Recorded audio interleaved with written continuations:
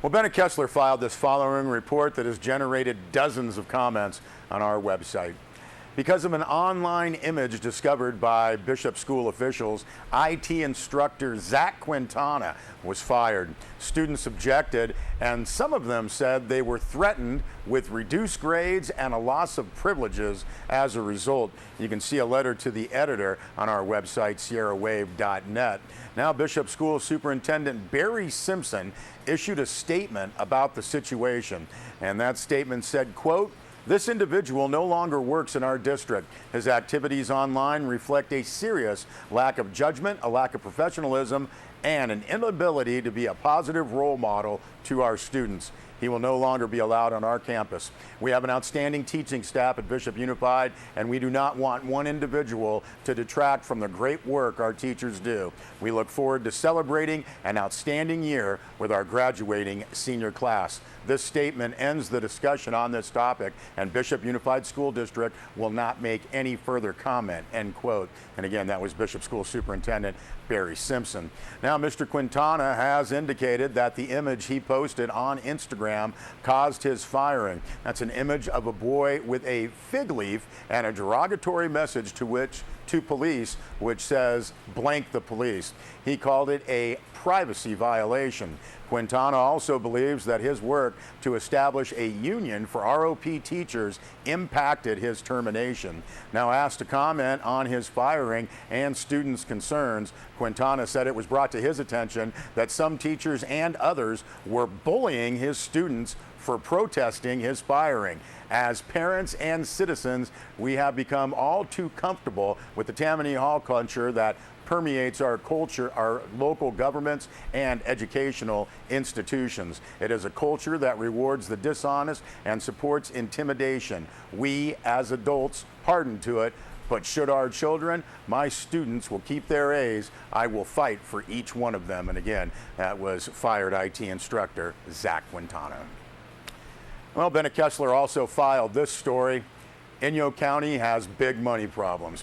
The tensions rose abruptly during a workshop when department heads differed over saving general fund money and impacting people during Tuesday's Inyo County Board of Supervisors meeting. Now, Health and Human Services officials made a presentation to the supervisors on how some programs could be reorganized to save dollars. It all started with Assistant Health and Human Services Director Linda Benson. Now, she introduced Anna Scott of Health and Human Services, who described a possible plan for Toyabe Indian Health Services to pick up some of the duties and costs related to jail inmates and medical needs. Officials said jail inmate medical costs have the potential to climb very high, so plans to keep the lid on that kind of risk to the general fund would make sense. Ms. Scott described Toyabe as a willing partner.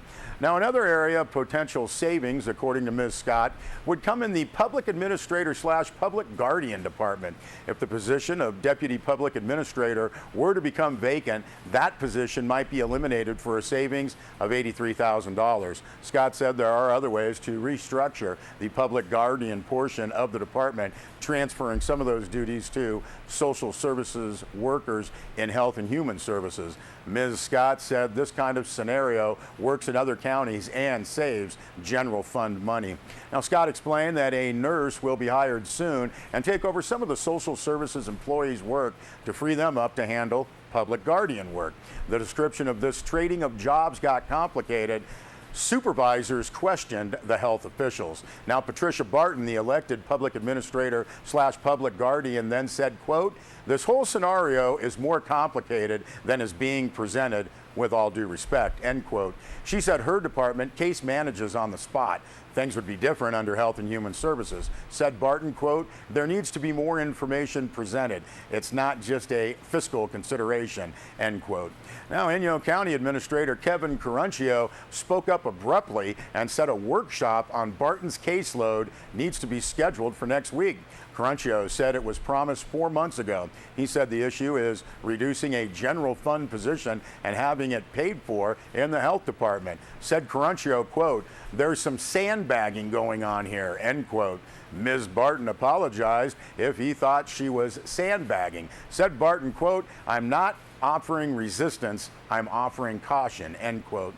Now, Director of Health and Human Services Jean Turner said she shared Patricia Barton's words of caution. She assured Barton that her department is not looking for more work. Turner said she was asked to look for ways to save general fund money, and the state allows her department to spend money on public guardian duties within Health and Human Services. Now, Barton repeated that the proposal needs to be looked at in more depth. She said there are fiscal concerns, but it needs to make sense. Well, Election Day is coming up Tuesday, June 3rd, and candidate forums have been held throughout the Eastern Sierra. Sierra Wave Media's Rob Gill was at Tuesday night's Mammoth Lakes Town Council Forum put on by Mammoth Lakes Young Professionals Group and Mammoth Forward. Now, Gill said he found this forum to be the most informative and the most entertaining. Also, Bennett Kessler filed a report from a Rotary Candidates Forum. Inyo Supervisor candidates were asked what options they see to reduce the $4.7 million county deficit and the county's ongoing structural deficit. We ask you to please see the full stories on these candidate forums on our website, sierrawave.net. Well, last week, Mammoth students participated in an every 15 minutes event. Rob Gill filed this report. We put on every 15 minutes. We find that the program really reaches all the kids. It's an emotional day for them. They see their friends die in an alcohol-related car accident, and then it follows by a memorial service that really touches each of them, and we hope that it touches one person from getting in a car with somebody who was driving, or the person who was drinking chooses not to drive that day and calls somebody to come get them. It's a two-day program, and on day one we start with getting the Grim Reaper in his costume and ready to go. And the Grim Reaper and Officer Lear, and then a counselor from Mono County Behavioral Health comes in. They have a list of kids who are pulled throughout the day. They go in and every 15 minutes pull one kid from a classroom. We make them up either as the Grim Reaper or let them know that they're a victim in the accident. After fourth period before lunch, we reenact a car accident that was an alcohol-related car accident. The drunk driver is taken to the courthouse, or to jail first and then to the courthouse. And after school today, we will have a actual mock trial sentencing our drunk driver. The kids will have a student retreat, and the parents will have a retreat, and tomorrow we'll wake up and go to their memorial service. We have the Grim Reaper represent death as the Grim Reaper is, and it just adds a dramatic flair of the kids going in, the Grim Reaper going in, grabbing the kids out, and bringing them in to represent that every 15 minutes somebody dies in an alcohol-related accident. It's really important. This couldn't be done without great community involvement. We have worked with the town of Mammoth, the Mammoth Lakes Police Department, the sheriffs, the Highway Patrol. We actually got a grant from Highway Patrol to pay for some of this, and we were able to bring in a professional speaker due to that grant. We have the fire department, the paramedics, the hospital. We have Mono County Mental Health involved, and then our Officer Lear went around to local businesses and asked for donations. This is not a cheap event to put on, and accepted donations. A lot of the restaurants donated food to us. In addition, the parents could not have, and the Mammoth boosters helped us tremendously. They provided most of the food, organized the food portion. We have to feed 26 teenagers over 2 days, and being, teenagers, they eat a lot. So we appreciate all of that. Parent involvement, it couldn't happen without the parents. I think this affects the parents more than it does the kids.